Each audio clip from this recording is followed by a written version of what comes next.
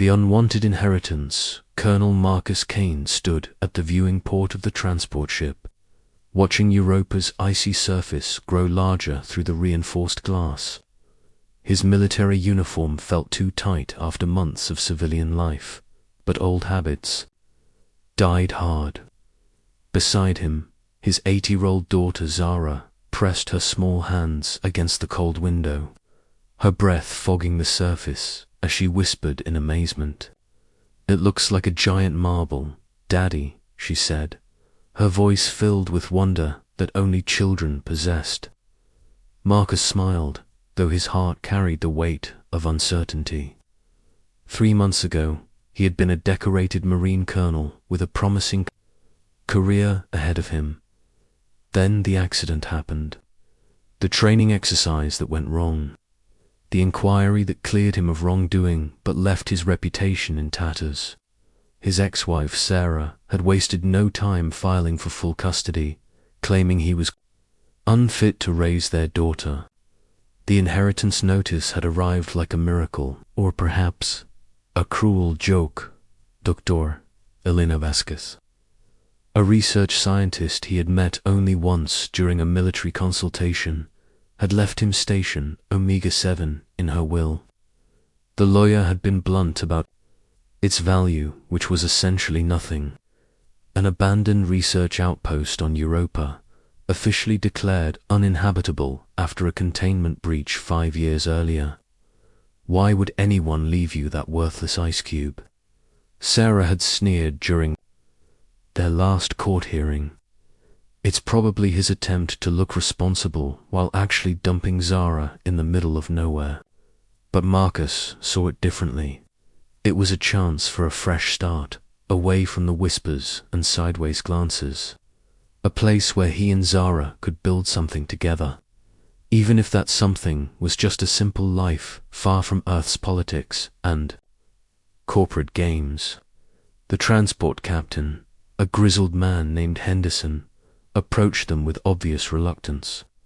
"Colonel Kane, we'll be docking in 20 minutes. You sure about this? That station's been dead for half a decade. The previous research team left in a hurry after some kind of accident." Marcus had heard the stories. A containment breach that released toxic gases, forcing immediate evacuation. The station had been quarantined and abandoned, deemed too expensive to repair or salvage. Nobody wanted it, which was exactly why it had ended up in Dr. Vasquez's personal estate. "We'll manage, Captain," Marcus replied. "I've dealt with worse conditions." Henderson shook his head. "Military training's one thing, sir. Raising a kid in a dead research station is another. The nearest help is 6 weeks away by transport." Zara tugged on Marcus's sleeve. "Daddy, are people going to laugh at us like they did back home?" The question cut deeper than any court-martial. On Earth, the other military families had treated them like pariahs after the incident. Children were cruel in their honesty, and Zara had come home crying more than once, asking why her daddy was called a coward by the other kids. "Let them laugh, sweetheart," Marcus said, kneeling to her level. "We're going to show them that Kanes don't give up. We're survivors." Station Omega-7 loomed ahead of them now, a collection of interconnected domes and towers rising from Europa's frozen surface like a metallic flower. Even from a distance, Marcus could see the damage. Several outer structures showed signs of impact damage, probably from ice storms. The main communication array was bent at an unnatural angle. The docking procedure was rough. Henderson clearly wanted to minimize his time at the station, and his crew worked with the efficiency of people, eager to leave. As they cycled through the airlock, Marcus felt the familiar weight of an environmental suit, but Zara struggled with her child-sized gear. "The atmosphere's stable in the main habitat zones," Henderson said, checking his scanner. "Life supports, running on backup power, but it's functional. Water recyclers are working, and there's about 6 months of ration packs in storage. They entered the main corridor of Station Omega-7, and Marcus felt like he was walking through a tomb. Emergency lighting cast long shadows on the walls, and their footsteps echoed in the silence. Zara stayed close to his side, her small hand gripping his. The main living area was larger than Marcus had expected, with viewing ports that offered stunning views of Jupiter hanging in the star-filled sky. Dr. Vasquez had left the place surprisingly clean, considering the rushed evacuation. Personal belongings were still scattered around. Family photos on desks, books on shelves, a child's toy forgotten on a chair. Someone lived here with their family too, Zara observed, picking up a small stuffed animal. Where did they go? They had to leave quickly, Marcus explained, not wanting to frighten her with details about the supposed containment breach. But they're safe now. Henderson finished his equipment check and headed back toward the airlock. I'll be back in 6 months with supplies. Try not to die before then. The humor was dark, but Marcus had heard worse. We'll be fine, Captain. Thank you for the transport. After Henderson's ship disappeared into the black of space, Marcus and Zara were truly alone. The station felt enormous around them, full of unexplored corridors and sealed laboratories. Marcus spent the first few hours checking systems, ensuring life support was stable and secure. Zara explored the living quarters, claiming a small room that must have belonged to another child. Daddy, look what I found. Zara called from one of the research labs. Marcus found her standing in front of a laboratory bench, holding a crystalline object about the size of a tennis ball. It appeared to be some kind of mineral sample, but it seemed to pulse with a faint internal light. Put that down, sweetheart. We don't know what it is. It's warm, Zara said, cradling it carefully. And it makes me feel ... happy. Like it's glad someone found it. Marcus took the crystal from her and immediately felt what she meant. The object seemed to radiate a sense of welcome, of recognition. It was impossible, of course. Crystals didn't have feelings, but the sensation was undeniable. That evening, as they shared a meal of rehydrated pasta and synthetic protein, Marcus began going through Dr. Vasquez's personal files. Most of the research data had been classified and removed after the evacuation, but her personal logs remained. The first few entries were routine, discussing ice core samples and atmospheric readings. But as Marcus read deeper, the tone changed. Dr. Vasquez had discovered something beneath Europa's ice, something that excited and terrified her in equal measure. Day 847. The ice-penetrating radar has detected a massive structure, approximately 2 kilometers beneath the station. Initial scans suggest it's artificial, but the construction materials don't match any known technology. Dr. Chen thinks it might be a geological formation, but the geometric patterns are too regular, too purposeful. Marcus felt his pulse quicken. An artificial structure beneath Europa's ice. That would be the discovery of the century, proof of alien intelligence in the solar system. Day 852. We've established communication with Earth Command, but their response was ... troubling. Instead of sending a proper archaeological team, they're dispatching corporate representatives and military advisors. Dr. Morrison is concerned about the political implications. If this discovery becomes public knowledge without proper preparation, it could destabilize Earth's government. The entries became more sporadic and increasingly paranoid. Dr. Vasquez wrote about pressure from corporate interests to suppress the discovery, about threats from shadowy government agencies. The final entry was dated just days before the supposed containment breach, Day 891. They're coming to shut us down. The accident has been arranged. We have maybe hours before they arrive. I'm hiding the core samples and all research data. Marcus Kane seems like an honorable man from our brief meeting during the military consultation. If something happens to me, perhaps he can be trusted with the truth. The crystal resonates with certain individuals. Alina tested positive, as did her daughter. Maybe genetics plays a role, or perhaps it's something else entirely. The structure below isn't empty. Something is waiting down there, something that wants to help humanity. But first, humanity has to prove it's ready. Marcus sat back, his mind racing. A containment breach hadn't forced the evacuation. The research team had been silenced, their discovery buried. And now he and Zara were sitting on top of what might be the most important archaeological site in human history. A proximity alarm chimed through the station's speakers.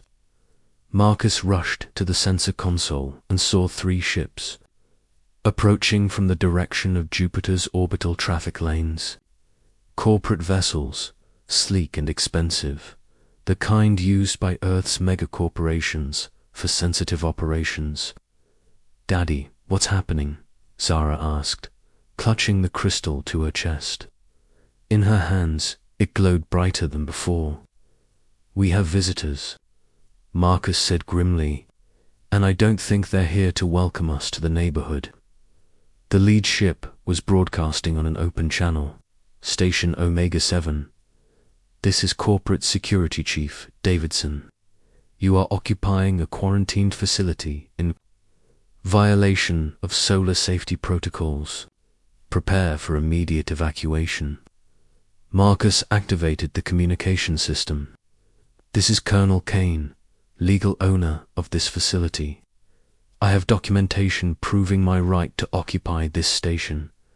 Your documentation is irrelevant, Colonel. This facility was declared hazardous after a containment breach. For your safety and that of your daughter, you will evacuate immediately." The threat was clear. They knew about Zara, knew exactly who they were dealing with.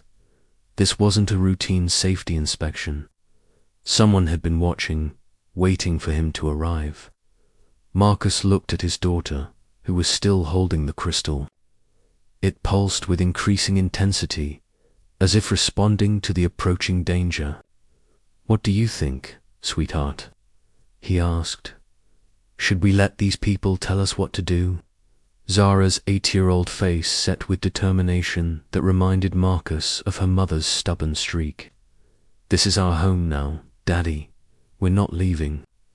Marcus smiled and activated the station's defensive systems. They might be outnumbered and outgunned, but he was a Marine, and Marines didn't retreat without a fight. "Chief Davidson," he broadcasted, "Station Omega-7 is under new management. If you want us to leave, you'll have to come take us." The corporate ships moved into attack formation, their weapon systems powering up. But deep beneath Europa's ice, something ancient began to stir. Responding to the crystal in Zara's hands and the courage in Marcus Kane's heart, the real battle for humanity's future was about to begin. Humanity's greatest discovery, the first energy blast from the corporate ships, shook Station Omega-7 to its foundation.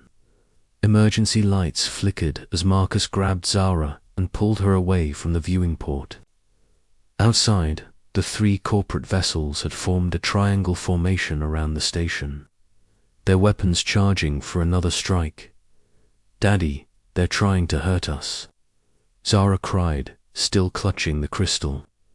The mysterious object now pulsed with brilliant light, its glow matching the rhythm of her heartbeat. Marcus carried her toward the station's command center, his military training taking over. He had studied the station's defensive capabilities during their first day, hoping he would never need them.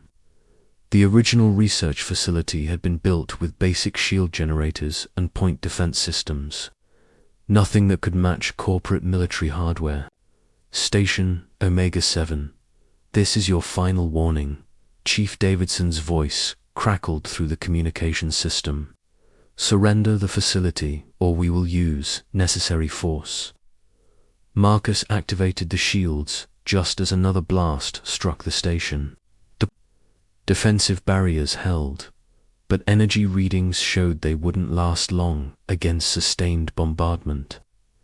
He needed time to think, time to understand what Dr. Vasquez had really discovered beneath the ice. Zara, I need you to stay calm and listen carefully, Marcus said, kneeling beside her. That crystal you found, it's special, isn't it? You can feel something from it. Zara nodded, her young face serious despite her tears. It talks to me, Daddy. Not with words, but I can feel what it wants. It wants to show us something important. Another blast rocked the station. This time, sparks flew from control panels as systems overloaded. Marcus realized they had minutes before the shields failed completely. Show me, he said. Show me what it wants us to see. Zara placed her small hands on the crystal and closed. Her eyes immediately, the object blazed with white light that filled the command center. Marcus felt a strange tingling sensation, as if electricity was dancing across his skin. Then, impossibly, images began forming in his mind. He saw Europa, as it had been thousands of years ago, before the ice completely covered its surface. Beneath the frozen shell, vast cities stretched across the ocean floor, inhabited by beings that moved like liquid light. They were peaceful, curious, dedicated to learning and growth. They had watched humanity's first tentative steps into space, with hope and wonder, but they had also seen the darkness in human nature. The wars, the corporate greed, the tendency to use knowledge as a weapon rather than a tool for advancement. So they had waited, hidden beneath the ice, leaving only hints of their presence. The crystal was a test, a key that would only respond to those who possessed the right qualities, courage, compassion, and the wisdom to use power responsibly. Dr. Vasquez had passed the test. So had her young daughter Alina, who had played with similar crystals in the research lab. But corporate interests had discovered the research and moved quickly to suppress it, fearing that such a discovery would disrupt the careful balance of power they had spent generations building. The vision ended, leaving Marcus gasping. Zara opened her eyes, and he saw ancient wisdom looking back at him from her 8-year-old face. They're still down there, Daddy, she whispered. They've been waiting so long for someone to find them, but the bad people want to stop us. Another blast, stronger than the others, sent Marcus sprawling. The shields were failing. Red warning lights bathed the command center as systems began shutting down one by one. That's it, Chief Davidson announced. Prepare boarding pods. We'll take the station by force. Marcus looked at the tactical display. 3 heavily armed boarding pods were detaching from the corporate ships, each carrying a full squad of mercenaries. He had his sidearm and some basic combat training, but against professional soldiers in powered armor, he and Zara wouldn't last 5 minutes. The crystal says there's another way, Zara said suddenly. There's an elevator, Daddy, hidden in the bottom level. It goes down to them. Marcus didn't hesitate. He scooped up his daughter and ran for the service elevator that led to the station's lower levels. As they descended, he could hear the boarding pods attaching to the station's hull. Heavy footsteps echoed through the corridors above as the mercenaries began their search. The bottom level of station Omega-7 was a maze of storage rooms and maintenance areas. Marcus followed Zara's directions, trusting her connection to the crystal even though logic told him this was impossible. They reached what appeared to be a dead-end storage room, but Zara pressed her hand against a seemingly blank wall panel. The wall dissolved like mist, revealing a smooth tunnel that descended into Europa's ice. Soft blue light emanated from crystalline formations embedded in the tunnel walls, providing illumination for their descent. Dr. Vasquez found this, Marcus realized. This is how she accessed the structure below. They descended for what felt like hours, but was probably only minutes. The tunnel was warm, despite being carved through solid ice, and Marcus could feel his ears popping as they went deeper. Finally, they emerged into a vast chamber that took his breath away. The underground city stretched as far as he could see, its architecture flowing and organic like coral formations. Crystalline spires rose from the ocean floor, connected by bridges of what looked like solidified light. And everywhere, moving through the water with graceful efficiency, were the beings he had seen in his vision. They approached without fear, their forms shifting between solid and liquid as they moved. One of them, larger than the others and wearing what might have been ceremonial markings, communicated directly with Marcus's mind. "Welcome, Marcus Kane of Earth. We are the architects, the builders of this sanctuary. We have waited long for one such as you to find us." Marcus felt Zara's hand slip into his, her courage giving him strength. "Why us? Why now? Your species stands at a crossroads," the architect replied. "The knowledge we possess could advance your civilization by millennia, or it could destroy you if it falls into the wrong hands. We have watched your corporate overlords suppress discoveries, hoard technology, keep your people divided and struggling while they accumulate power." Images flashed through Marcus's mind. Clean energy technology that could power entire planets. Medical advances that could eliminate disease. Transportation systems that could connect star systems safely and efficiently. All of it suppressed by corporate interests who profited from scarcity and conflict. "But you and your daughter carry the spark of something better," the architect continued. "Courage without malice, strength without cruelty, love without condition. Through you, we can share our gifts with all of humanity, not just the privileged few." Zara stepped forward, the crystal in her hands now blazing with the same blue light that filled the underwater city. "How can we help?" The architect's form shimmered with what Marcus interpreted as joy. "The crystals are communication devices, child. They can transmit our knowledge directly to your people's technology, bypassing the corporate firewalls and censorship systems. But it requires a pure heart and a strong will to operate them." Above them, explosions echoed through the ice as the mercenaries blasted their way deeper into the station, searching for their quarry.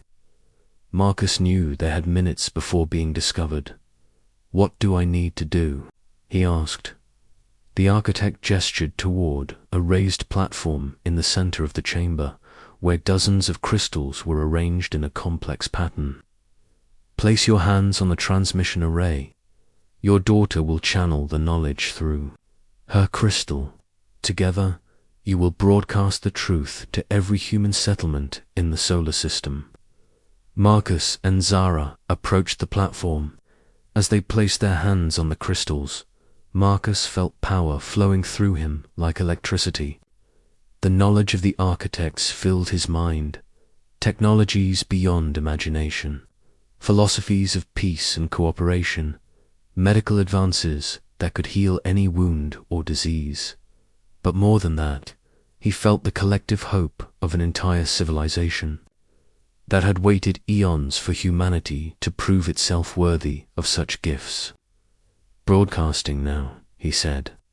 his voice carrying across the vast chamber throughout the solar system. Corporate communication networks suddenly came alive with impossible transmissions. On Earth, factory workers watched in amazement as their equipment displayed blueprints for clean fusion reactors. On Mars, colonists saw medical scanners revealing cures for radiation sickness. On the asteroid mining stations, workers discovered plans for faster-than-light communication systems. The corporate executives who had sent the mercenaries to Europa watched in horror as their carefully maintained monopolies crumbled in real time. Stock markets crashed as investors realized that scarcity-based economics were about to become obsolete. But ordinary people, the miners and farmers and teachers and engineers who had struggled under corporate rule for generations, saw hope. For the first time in their lives, back in the underwater city, Chief Davidson's voice crackled through Marcus's radio. "Colonel Kane, whatever you're doing down there, stop it now. You're destroying the natural order of things." Marcus smiled as he continued channeling the architect's knowledge to humanity. The natural order was never meant to keep people in chains, Davidson. You're looking at the future, and it belongs to everyone. The mercenaries found the tunnel entrance just as the transmission completed. They descended with weapons ready, but when they reached the underwater city, they stopped. In amazement, even hardened soldiers couldn't fail to be moved by the beauty and wonder of what they saw. "Stand down," their squad leader said quietly, lowering his weapon. "This is bigger than our mission parameters." Chief Davidson's corporate ships retreated as news of the discovery spread across every communication network in the solar system. Within hours, ships from every nation and colony were converging on Europa, carrying scientists, diplomats, and ordinary citizens who wanted to see humanity's first contact with alien intelligence. Marcus and Zara emerged from the underground city to find Station Omega-7 surrounded by peaceful vessels flying flags from every human settlement. The crystal in Zara's hands had dimmed to a soft glow, its mission complete. "We did it, Daddy," she said, leaning against his shoulder as they watched the ships arrive. "We helped them help everyone." Marcus hugged his daughter close, watching. Through the viewing port, a shuttle after shuttle landed on Europa's surface. Scientists, engineers, teachers, and children were stepping onto the ice, all of them eager to learn from the architects and build a better future for humanity. Dr. Vasquez had been right to trust them with this responsibility. The discovery hadn't been about corporate profit or military advantage. It had been about proving that humanity could choose cooperation over conflict, wisdom over greed, love over fear, as father and daughter watched the first peaceful contact between human and alien civilizations unfold outside their window. Marcus realized that inheriting Station Omega-7 hadn't been a consolation prize at all. It had been the greatest gift anyone could have given them, the chance to help their entire species take its next step toward the stars. The architects had waited thousands of years to share their knowledge. Now, thanks to a disgraced Marine colonel and his brave 8-year-old daughter, humanity's real journey into the cosmos could finally begin.